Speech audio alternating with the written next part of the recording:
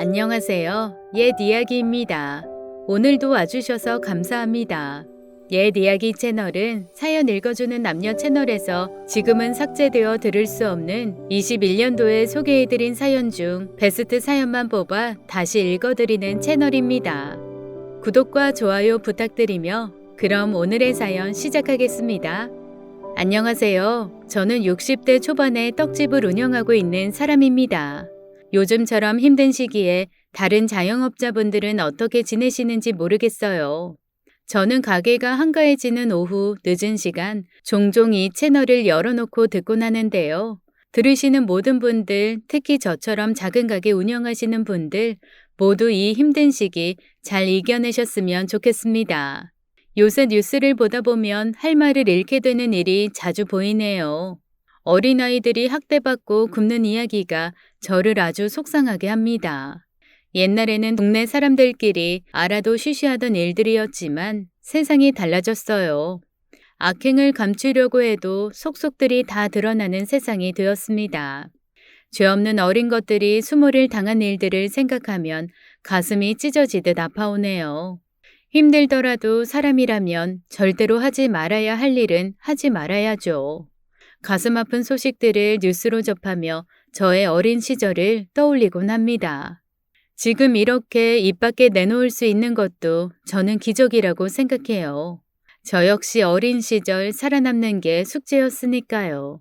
제가 10살이 되기 전에 어머니는 집을 나가셨어요.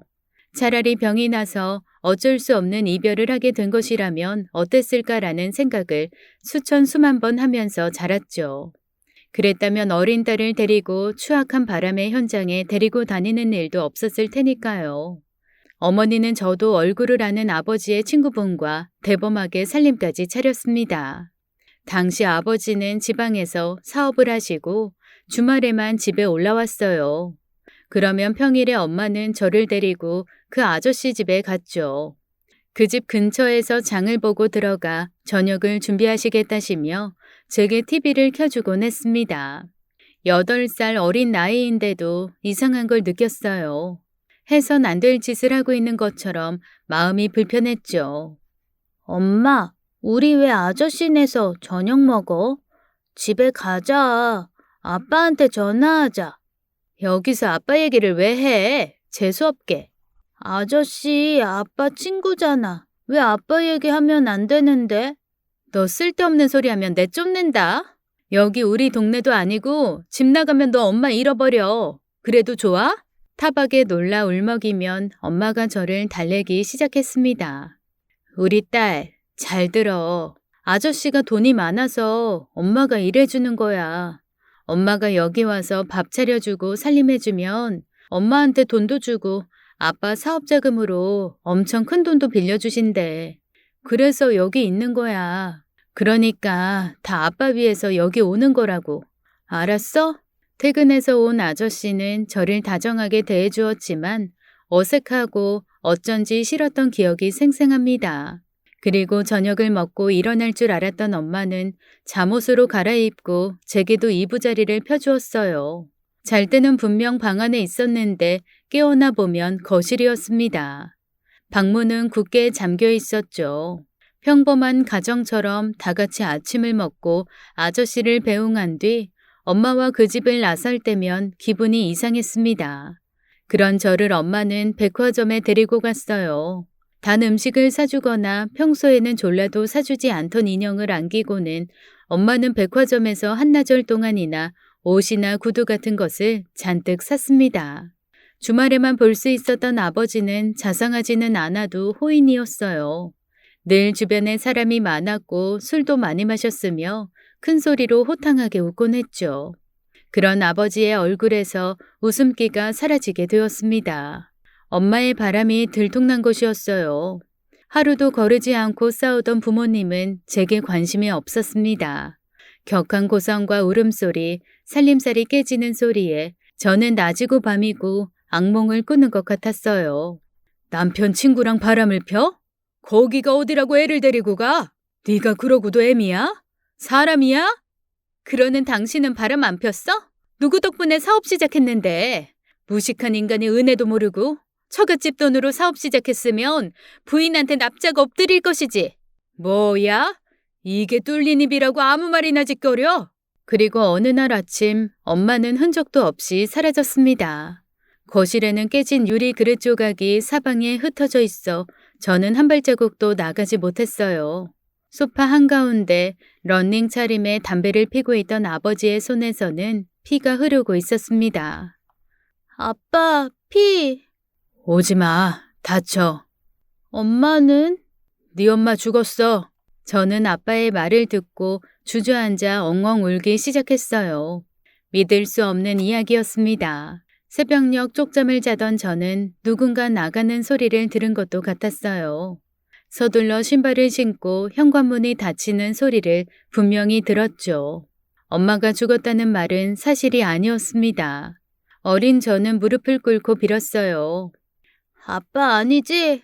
엄마가 아저씨랑 친하게 지냈다고 화나서 그냥 그렇게 말한 거지. 아빠 나도 알았어.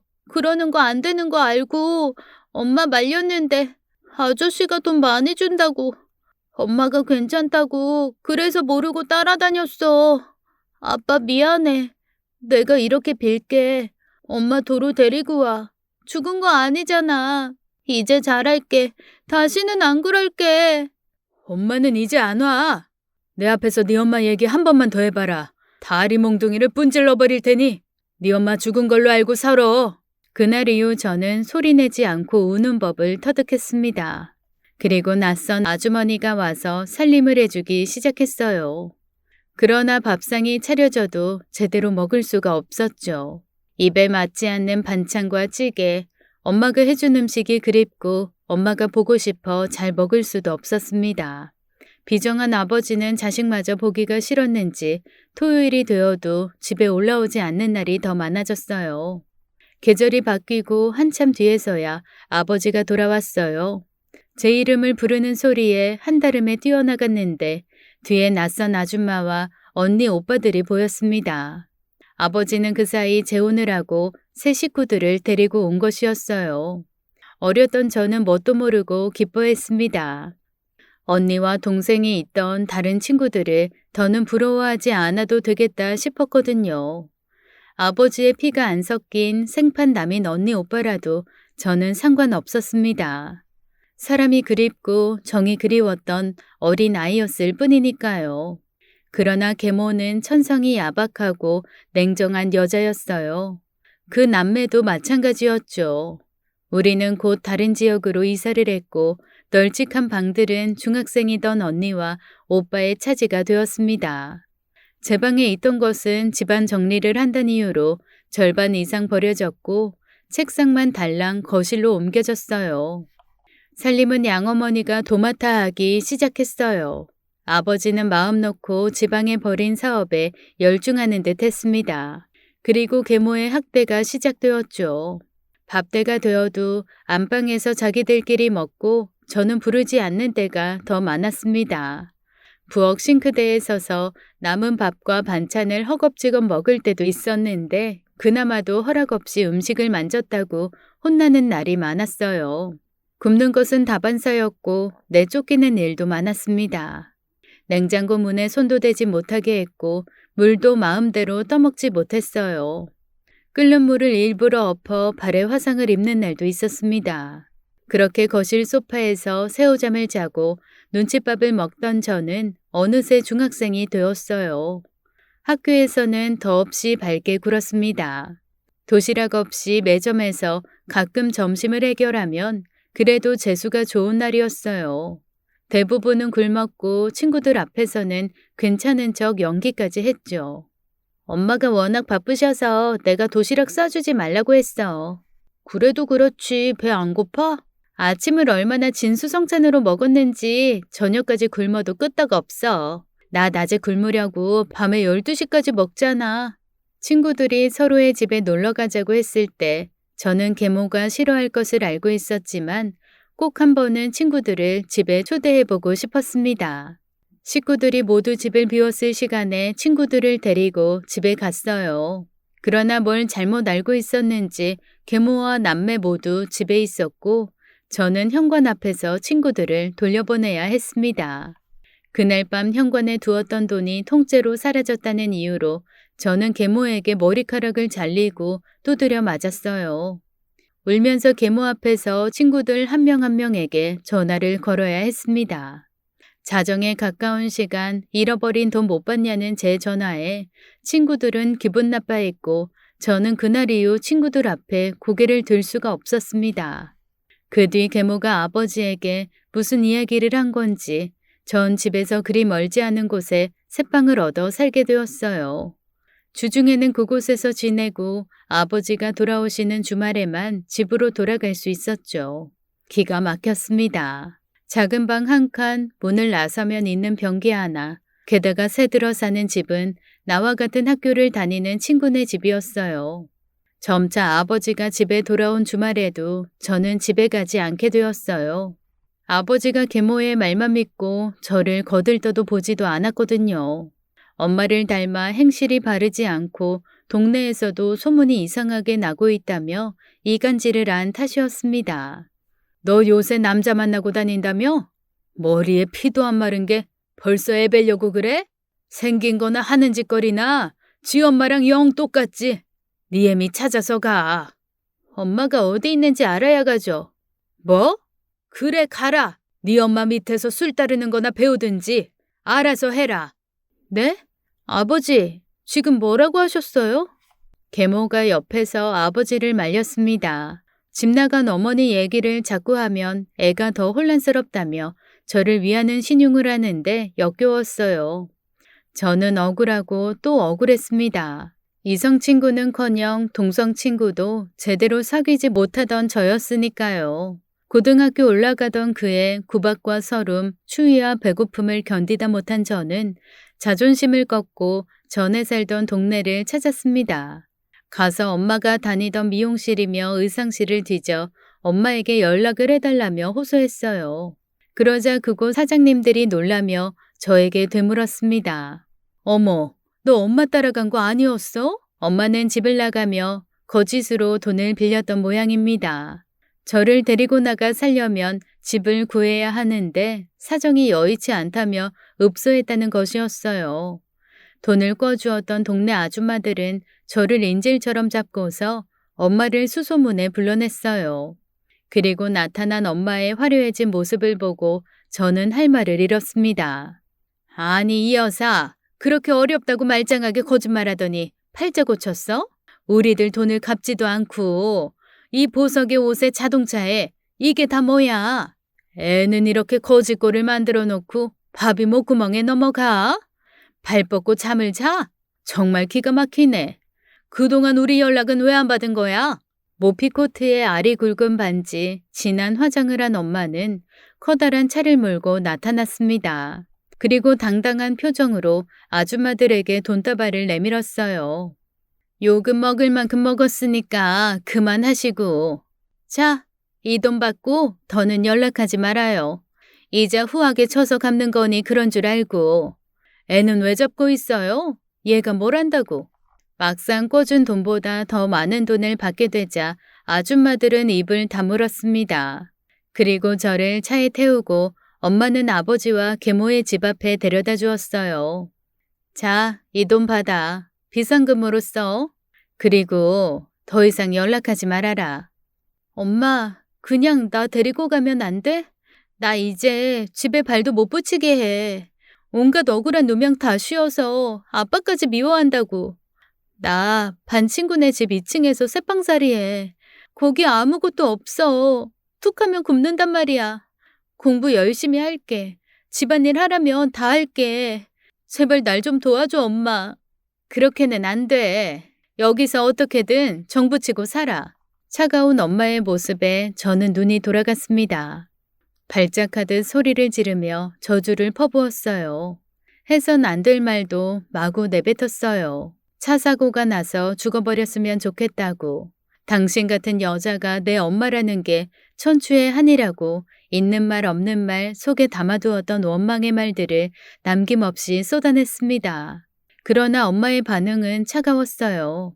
곧 아버지가 대문을 열고 나왔고 저는 그대로 차에서 끌려 나왔죠.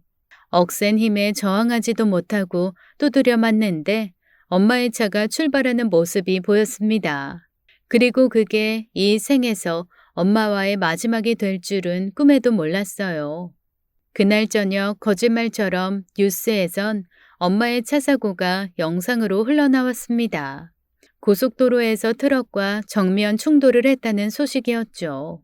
충격과 죄책감에 저는 살아갈 힘을 잃었습니다. 독한 마음을 먹고 해서는 안 될 짓까지 하려 했어요. 새방에서 구차한 내 자신을 포기하려 했지만 실패로 돌아갔습니다. 제 불행한 가정사를 알게 된 담임 선생님이 저를 찾아왔고 병원에 실려가 의식을 회복할 수 있었거든요. 그러나 당시에는 선생님이 원망스러웠습니다. 눈뜨고 한 첫마디가 왜 구했어요? 였으니까요.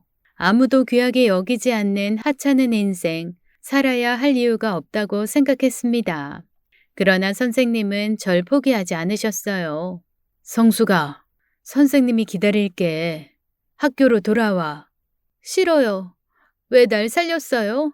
그냥 죽게 놔두지. 학교가 다 무슨 소용이야. 고개를 돌려 선생님을 외면하고 저는 눈을 감았습니다. 그때 선생님은 제 손을 잡고 말없이 기도를 시작했어요. 선생님이 어떤 종교를 가지고 있는지 어떤 기도를 했는지 모르는 채였죠. 그러나 그 순간 딱 하나가 내 마음을 진하게 울렸습니다. 온기. 내 손을 쥔 선생님 손의 온기가 너무나 따뜻했어요. 나도 모르게 그만 눈물이 주르륵 흘러나왔죠. 얼마 만에 느껴보는 사람의 정 따스함이었는지요. 흐르는 눈물이 멈추지 않았습니다. 성수가, 넌 귀한 사람이다. 세상에 태어나도록 선택받은 사람이라고. 내가 뭐가 귀해요. 부모한테도 버려졌는데. 부모도 사람이다. 잘못된 생각을 하고 어리석은 실수도 해. 그러나 네가 너 자신을 귀하게 여기면 되는 거야. 그 생각 하나 잡고 살아가면 돼. 나 자신을 귀하게 여기라고요? 어떡해요? 그때 선생님이 미소를 지었습니다. 선생님이 알려줄게. 꼭 나와서 학교로 돌아와. 같이 공부하자. 이상한 일이었어요. 선생님이 돌아가시고 하얗기만 한 병원 천장을 바라보던 저는 뱃속의 꼬르륵 소리를 들었습니다. 그리고 배고픔이라는 것을 생생하게 느낄 수 있었어요.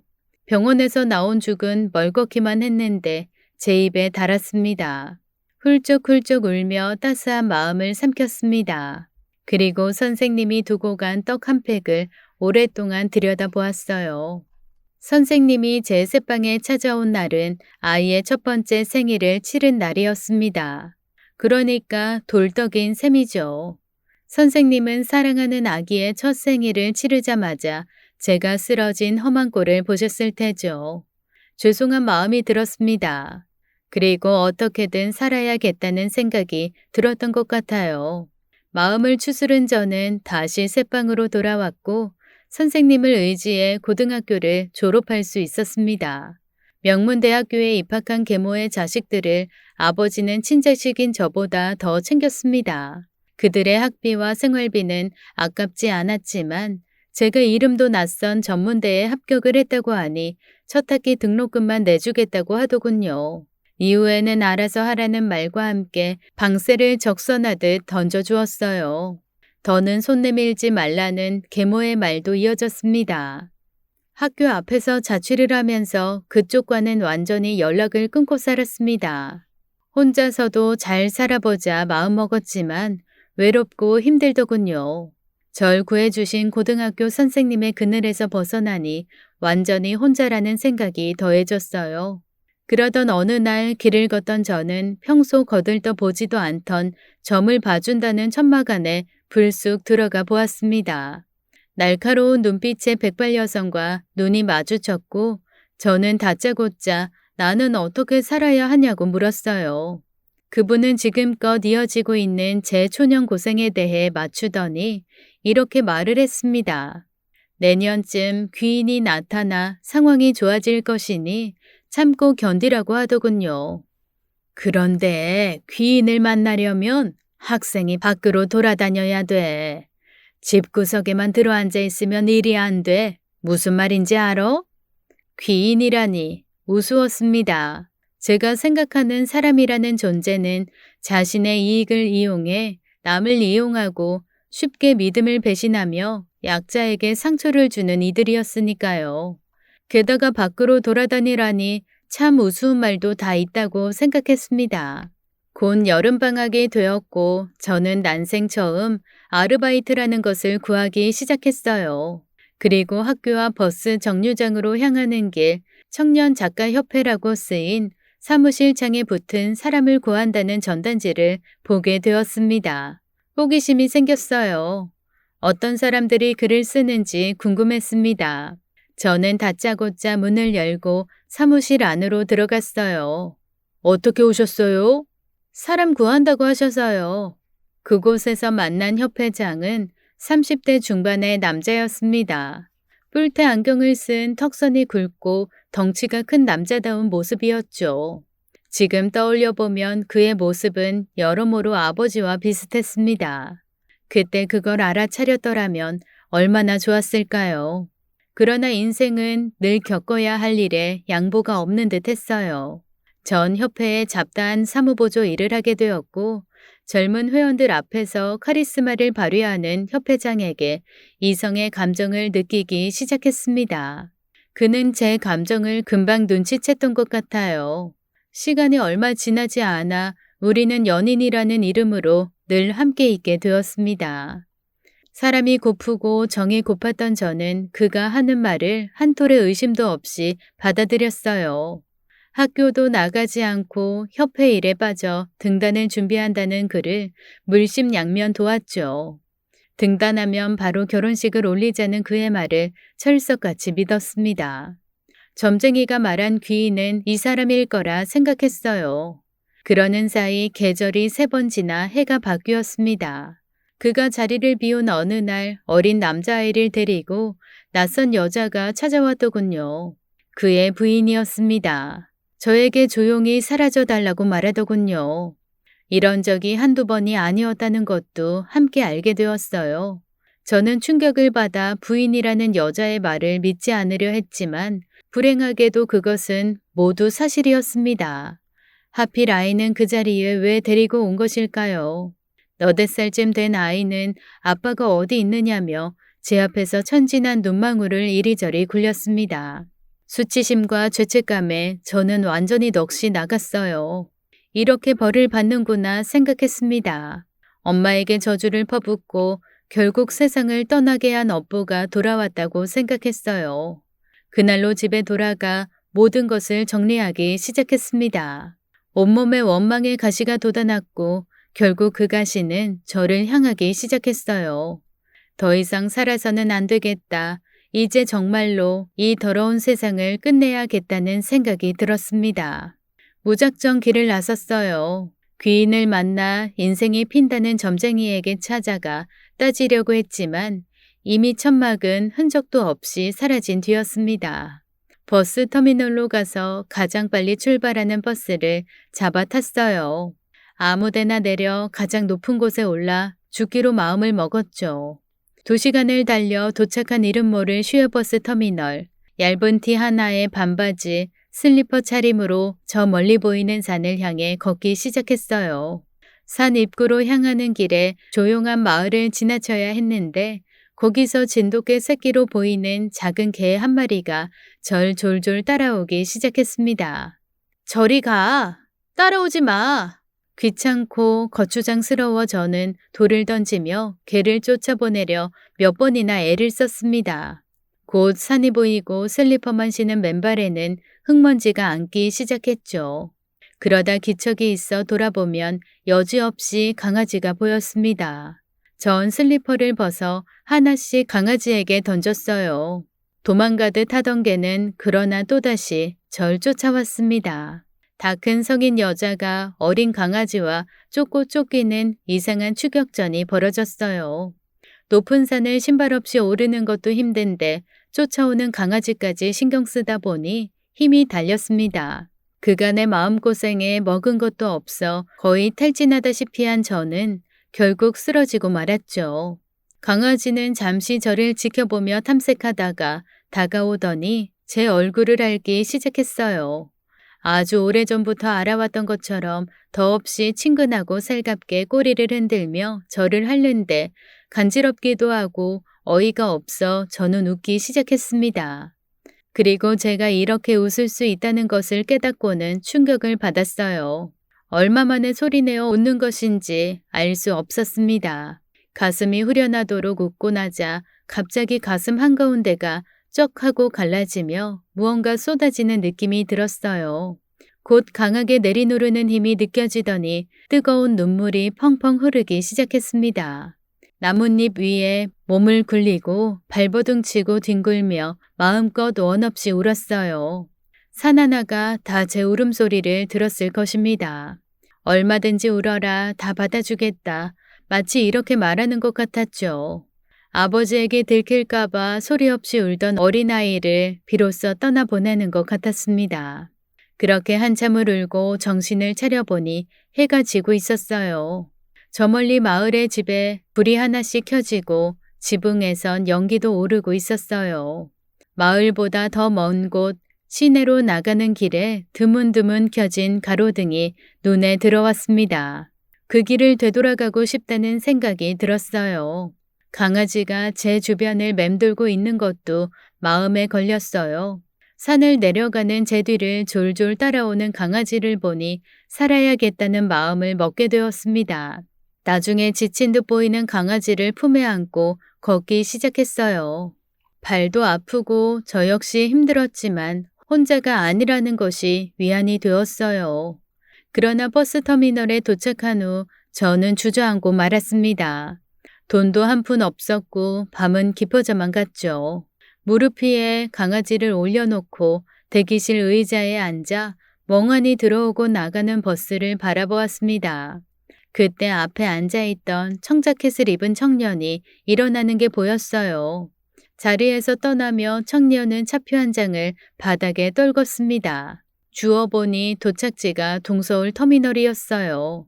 청년은 아예 터미널을 나선 듯 어디서도 보이지 않았고 출발 시간이 임박해 오고 있었습니다. 저는 혹시나 싶어 버스 앞에서 청년을 기다려 보았어요. 그러나 막 떠나려는 차 앞에서도 청년은 보이지 않았죠. 결국 저는 그 표를 이용해 출발하려는 버스에 올랐습니다. 강아지를 안고 거지 같은 몰골로 오르는 저를 제지하지 않을까 했는데 기사는 제 얼굴도 보지 않았죠. 그대로 차를 몰고 터미널을 나가기 시작했습니다. 그러나 버스가 터미널을 다 벗어나기도 전에 차 문을 두드리는 소리가 들려왔어요. 밖을 슬쩍 보니 아까 보았던 그 청년이었어요. 깜짝 놀란 저는 빈좌석으로 자리를 옮겨갔습니다. 기사는 여전히 차표를 보지도 않고 청년을 태웠고 드디어 차는 출발했습니다. 전 차 안에서 깊은 잠에 빠져들었고 깨어나 보니 벌써 동서울 터미널 근처였어요. 그러나 안고 있어야 할 강아지가 보이지 않았습니다. 산에서 겪은 일들이 다 꿈인가 싶어 가만히 앉아 있는데 어디선가 낑낑거리는 소리가 들려왔어요. 깜짝 놀라 몸을 일으켜 보니 청년의 무릎 위에서 잠이 들어있는 강아지가 눈에 보였습니다. 저는 그 남자에게 다가가 강아지를 달라고 말했어요. 청년은 말없이 내게 강아지를 돌려주었고 제 행색을 보고는 얼굴을 찡그리는 것 같았습니다. 거짓말을 하고 있었으니 그럴 만도 했죠. 차에서 내린 시각은 자정에 가까워져 있었어요. 돈도 아무것도 없는 저는 맨발로 차에서 내렸고 뜻하지 않게 청년이 제게 도움이 필요하냐고 말을 걸어왔어요. 평소 같으면 무섭고 두려워 대꾸도 하지 않았을 텐데 워낙 상황이 막막하다 보니 대답이 저절로 흘러나왔습니다. 돈 좀 빌려주세요. 차비가 없어요. 빌려주신 돈은 꼭 갚을게요. 청년은 순순히 지갑을 꺼내 거기 있던 현금을 조금 남기고 다 제게 주었습니다. 그리고 택시를 태워주겠다며 저를 이끌었죠. 차에 타기 전 연락처를 주면 살해하겠다고 제가 말하자 그는 고향에 갔다 집에 돌아오는 길이라며 다니는 회사의 명함을 내밀었어요. 작은 전자기기 회사에 다닌다는 그의 명함을 갖고 저는 택시에 올라 집으로 돌아올 수 있었습니다. 버리고 간 열쇠는 그날따라 치우지 않은 쓰레기 봉투 속에서 찾을 수 있었고, 저는 문을 열고 방으로 들어갔습니다. 떠나올 때는 꼴보기도 싫던 을씨년스럽던 방이 달라 보였어요. 뜨거운 물을 틀어 저도 씻고 강아지도 씻기고 먹을 것을 찾아 먹고 기절하듯 잠이 들었습니다. 혼자가 아니라는 사실이 그렇게 좋을 수가 없었어요. 강아지에게는 큰 별이라는 이름을 지어주었습니다. 달게 자고 일어나 저는 아버지에게 전화해 학교에 다시 다녀야겠다고 등록금만 해결해달라고 말했습니다. 당연히 거절할 줄 알았는데 아버지는 알겠다고 했어요. 생활비는 있냐? 왜 물어보시는데요? 없으면 말해. 괜히 애비 얼굴에 먹칠하지 말고. 없어요. 알았다. 그리고 네? 너만 괜찮으면 집에 들어와 지내도 된다. 무슨 말씀이세요? 아버지, 다 떠났다. 황당하기도 하고 충격적이기도 한 소식이었습니다. 아버지의 돈으로 잘 먹고 잘 살던 계모가 이혼한 전 남편에게 돌아갔다는 것이었어요. 이혼한 뒤 사업을 크게 성공시켰다는 소식을 듣게 되자 뒤도 돌아보지 않고 아버지를 버렸다는 것입니다. 그 뒤로 이혼해달라며 아버지를 괴롭히는 모양이었어요. 저는 웃을 수도 울 수도 없었습니다. 당분간은 돌아갈 생각 없어요. 복잡한 일이나 잘 처리하세요. 그리고 며칠 뒤 저는 명함을 준 남자를 찾아갔어요. 긴 생머리 청바지에 티를 입고 멀쩡하게 나타난 제 모습에 청년은 놀라는 눈치였습니다. 정말 놀랍네요. 그때 그분 맞아요? 알지도 못하는 사람한테 돈을 선뜻 빌려주시고 정말 감사했어요. 그 돈 갚고 싶어서 찾아왔어요. 그는 곧 퇴근이라며 함께 저녁을 먹을 수 있냐고 물었고 강아지의 안부까지 챙겼습니다. 그는 제가 죽으러 올라갔던 산의 옆마을에서 태어났다고 했어요. 인연이 참 묘하게 흘러가 그 청년과 저는 사랑에 빠져 결혼을 하게 되었고 저는 결혼 후 떡 만드는 법을 배우러 다니며 미래를 준비하기 시작했습니다. 시부모가 되신 분들의 인품은 훌륭했어요. 초년 고생이 심했던 저를 시어머니는 정말 친딸처럼 아끼고 사랑해 주시며 필요한 건 가르치고 혼낼 건 혼내셨습니다. 결혼 몇 년 후 시누이와 이야기하는 것을 우연히 들었죠. 결혼 초기 걱정이 많으셨다는 이야기였어요. 그러나 저의 좋은 점 하나만 보고 결혼을 허락해야겠다 마음먹었다고 하셨습니다. 사람은 다 완벽할 수 없으니 한 가지만 마음에 들면 그것만 보고 품어야 한다는 말씀도 이어졌어요. 결혼 전에 새아가가 그러는 거야. 내가 어쩌냐 좋은 집은 얻어주지 못하겠다. 하니 새아가가 이렇게 대답을 해. 발 뻗고 누울 자리만 있으면 되죠 어머니. 그러면서 내 눈을 이렇게 바라보는데 선량한 그 얼굴에 내가 마음이 찌르르 하더란 말이지. 쓸데없이 사람 속썩이 라인은 아니겠다 싶더라고. 겪어보니 정말 그렇고. 그래서 엄마가 딸보다 며느리를 더 챙기는구나? 내가 차별한다는 얘기냐? 그렇잖아. 반찬 하나를 줘도 며느리를 더 챙기고. 나 질투나. 넌 어려서 실컷 먹었잖아 이거사. 저는 남몰래 눈물을 삼켰습니다. 우리 부부는 낡은 빌라에 전세를 얻어 신혼생활을 시작했지만 그곳에서 열심히 돈을 모아 작은 아파트로 이사를 갈 수 있었어요. 그 동네에서 작은 떡집을 차려 저는 꽃마차라고 이름을 지었습니다. 이름처럼 제 떡가게는 꽃마차를 탄 듯 잘 굴러갔고 이제는 제법 잘 살게 되었습니다. 이제 조금 있으면 퇴직한 남편이 가게 정리를 도와주러 올 시간이에요. 제 이야기가 들을만 하셨는지 모르겠네요. 점쟁이가 말한 귀인은 두말할 것 없이 제 남편이라고 생각합니다. 남편과 이어준 것은 이제는 무지개 다리를 건넌 우리 큰별이고요. 가끔 생각해 봅니다. 나도 누군가의 귀인이 될 수 있을까 하고요. 그러나 자신이 없습니다. 감히 제가 누군가의 귀인이 된다니요. 늘 도움만 받고 살아온 것 같은데 저도 누군가에게 제 힘을 나눠줄 수 있을까요? 그저 제자리에서 맛있는 떡을 정직하게 만들고 우리 가족 잘 섬기는 것이 제가 할 일이 아닌가 합니다. 마지막으로 주변을 한번 둘러봐 주십사 부탁드려 봅니다. 어디엔가 남몰래 소리 없이 우는 아이가 있는지 아는지 관심을 가져주시면 어떨까요? 제 이야기 들어주셔서 감사합니다. 모두 행복하세요. 지금까지 옛 이야기였습니다. 끝까지 함께 해주신 여러분 감사드리며 저희는 다음 사연으로 돌아올게요. 감사합니다.